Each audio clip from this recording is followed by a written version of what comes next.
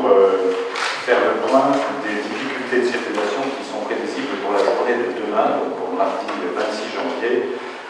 du fait de la conjonction sur cette journée, à la fois d'un assez grand nombre de manifestations de la fonction publique ou de la santé, des finances,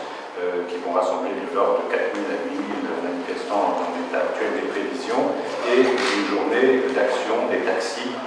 qui va également très fortement perturber les conditions de circulation sur l'ensemble de la journée. Donc je souhaitais donner le dispositif présenté pour les usagers et les habitants de notre ville et de la région parisienne, vous présenter le dispositif que nous allons mettre en place pour essayer évidemment de gérer dans les moins mauvaises conditions possibles cette journée qui sera une journée très difficile en termes de circulation sur Paris et sa proche banlieue. Peut-être rappeler simplement la mobilisation qui est attendue. Donc je l'indiquais, pour ce qui concerne les différentes manifestations de la fonction publique, il y aura quand même plusieurs milliers de personnes dans Paris, essentiellement sur la rive gauche, puisque c'est à différents endroits de la rive gauche qu'ont été prévus les points de rassemblement de ces manifestations. Elles se dérouleront le matin et l'après-midi, donc ce sera une contrainte de gestion de la circulation toute la journée. Pour ce qui concerne les taxis, dans le contexte que vous connaissez de la difficulté sociale de ce secteur que je connais comme vous et que nous nous trouvons dans une situation où il y aura une forte mobilisation de taxis pour cette journée. Les chiffres estimatifs actuels donnent une estimation de plusieurs milliers de véhicules, de l'ordre de 3 000 certainement, peut-être davantage, et nous avons reçu 3 déclarations de rassemblement et de manifestation émanant de 18 organisations syndicales de taxi, donc une mobilisation massive et relativement dispersée, comme c'est la tradition dans le monde du taxi parisien. Les 3 mots d'ordre de rassemblement concernent, d'abord, vont démarrer très tôt le matin, donc, comme là aussi c'est la règle, de 4 à 5 heures du matin. Ils concernent à la fois les 2 aéroports de Roissy et d'Orly, et dans Paris, les sites de la Porte-Maillot, qui est le site du ministère des Finances, plus précisément du boulevard de Bercy, de la rue de Bercy, et donc de la place qu'on appelle la place du bataillon du Pacifique. Une situation qui va donc être compliquée tôt le matin, avec des rassemblements statiques sur ces 4 emplacements,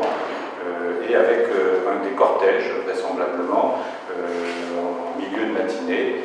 ou en début de matinée, même peut-être vers 8-9 heures, qui peuvent se rendre depuis Orly et depuis Roissy, par la 6 depuis Orly, et avec éventuellement d'autres des cortèges par la 86, et puis bien entendu de Roissy par la 1, pour se rejoindre soit la Porte-Maillot, soit le ministère des Finances. Donc des conditions d'accès aux aéroports qui vont être fortement perturbées dès le matin très tôt, et des conditions de circulation sur les autoroutes pour accéder à ces aéroports et à l'intérieur de Paris qui vont être compliquées toute la journée, avec un démarrage de l'action en début de matinée, et il n'y a pas d'heure de fin de manifestation qui ait été déclarée dans la déclaration de manifestation, dans les déclarations de manifestation qui ont été déposées en préfecture. Dans ce contexte qui est difficile, les recommandations que nous donnons aux Parisiens et aux habitants de notre région, c'est évidemment d'emprunter, dans la mesure où ils le peuvent, les transports collectifs plutôt que leur voiture, notamment et de manière tout à fait insistante pour se rendre à Orly ou à Roissy. Et nous avons donné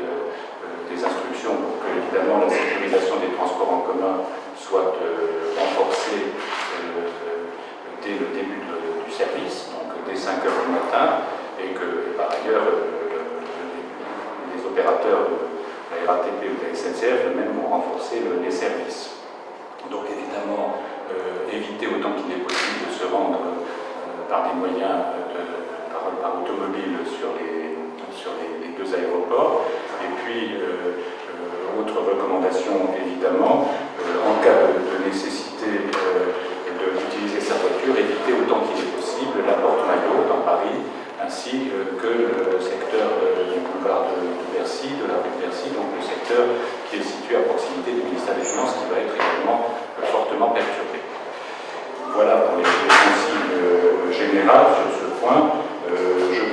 message que nous souhaitons donner, c'est aussi celui d'un suivi en temps réel de l'évolution des contraintes de circulation. Et donc nous activerons sur le site de la préfecture, sur notre site Twitter, de la même façon par le bouton pour obtenir des informations régulières par le système push que vous connaissez. Nous donnerons de manière extrêmement régulière et fréquente des informations aux Parisiens sur les conditions de circulation et sur les recommandations que nous pouvons leur faire quant à l'utilisation des conditions de circulation sur Paris et sur les aéroports. Le message que je donne est donc d'abord destiné aux Parisiens. Je regrette évidemment ces conditions de circulation qui seront difficiles demain. Nous allons faire tout le possible pour minimiser les contraintes, mais il faut être très clair, la circulation sera extrêmement compliquée toute la journée à Paris, sans aucun doute. Et dans les aéroports, nous avons demandé aux organisateurs de taxi, et je leur passe également un message par votre intermédiaire. D'abord, au moment de la déclaration de leur manifestation, nous avons indiqué un certain nombre de prescriptions, avec en particulier la nécessité absolue de préserver une voie de circulation possible pour l'accès aux enceintes aéroportuaires et sur les autoroutes, de façon à ne pas bloquer la circulation, même si elle sera naturellement handicapée et ralentie. Pour le reste, nous souhaitons également très clairement passer un message aux organisateurs de taxi, qui est celui très clairement de leur demander d'exercer leur droit à manifestation en respectant les autres usagers, en ne faisant en aucun cas appel à la violence, comme ça s'est produit, vous le savez, il y a quelques mois. Et je tiens à dire ici, pour que les choses soient parfaitement claires avant que nous n'arrivions dans la journée de demain, que nous avons pris des dispositions en termes de renforcement des moyens d'ordre public et d'autre part en capacité éventuelle de saisie de véhicules pour faire respecter ces règles au cas où il y aurait évidemment des abus ou des violences. Voilà quelques points que je souhaitais indiquer. Je veux dire également que les autorités ministérielles seront amenées certainement à poursuivre le dialogue avec les organisations syndicales dans le courant de la journée de demain et que les annonces seront faites, sont peut-être aujourd'hui déjà en ce sens par les autorités compétentes. En tant que préfet de police, je veux simplement informer les Parisiens, faire appel une fois de plus à leur sens de l'intérêt commun et de la responsabilité et leur dire que nous ferons le maximum pour gérer une condition de circulation qui seront difficiles dans la journée de demain. Merci à vous et si vous en êtes d'accord, on s'en tient là, à moins qu'il y ait des questions plus précises sur le dispositif que je vous ai présenté. En termes de dispositif policier, sans dévoiler ce qui est mis en place, évidemment, on a une idée en chiffres du nombre de logiciels mobilisés. Oui, on a un ordre d'idée. Il y aura plusieurs milliers de policiers qui seront mobilisés pour gérer les différentes contraintes de circulation, que ce soit autour des aéroports avec notamment la police de l'air des frontières, que ce soit dans Paris avec les services normaux de la préfecture de police, que ce soit en termes de circulation et enfin d'ordre public avec des compagnies, des forces mobiles que nous mobilisons évidemment pour la journée. Mais le nombre ne répond pas toujours aux difficultés. C'est aussi une question d'emploi, une question de règles. Et puis, je le redis, un message clair à passer aux taxis qui expriment leurs inquiétudes, leur détresse, mais qui doivent le faire dans le respect des autres usagers, sans violence, et en marquant massivement leurs attentes sur le respect de la loi, c'est-à-dire la loi techno, s'agissant de la réglementation des taxis.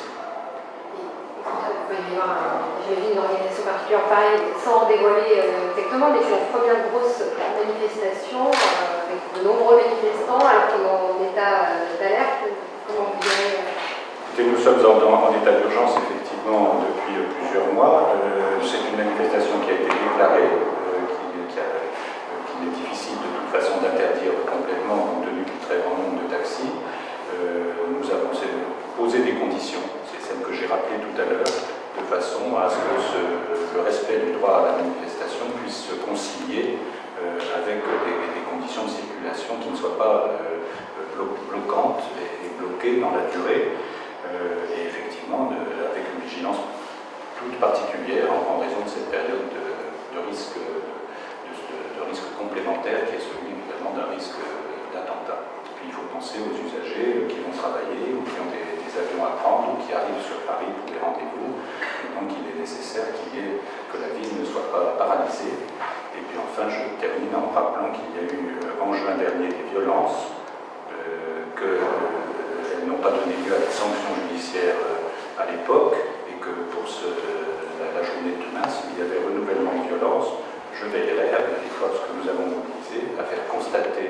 et à interpeller, dans la mesure où nous pourrons le faire, les fauteurs de troubles, de façon à ce qu'il y ait des suites judiciaires qui leur seraient réservées à ce moment-là, en tout cas dans déférer à la justice. Nous sommes dans une situation où nous prenons acte de ces déclarations de manifestation, mais d'un autre côté, je lance un appel assez ferme à ce que ce soit dans le respect des règles, évidemment, et de conditions de circulation aussi satisfaisantes que possible.